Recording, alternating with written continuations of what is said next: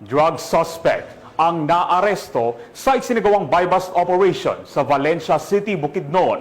Patrol Woman Danessa Berdos, ibalita mo.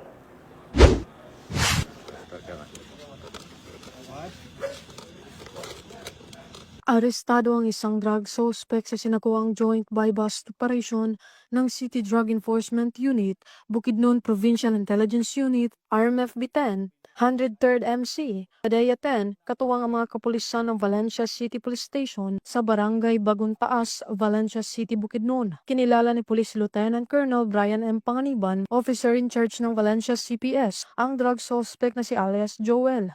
Lalaki 36 na taong gulang, may asawa at residente ng nasabing lugar.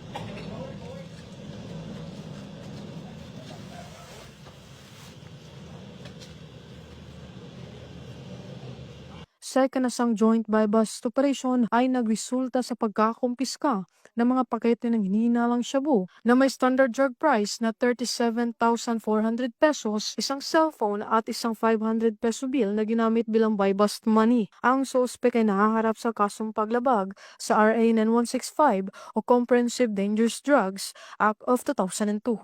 Mula dito sa Camp Capistrano, Gusa, Cagayan de Oro City, ako ang inyong Police News Network correspondent, Patrol Woman Danessa Berdos, alagad ng batas, tagataguyod ng Balitang Pulis.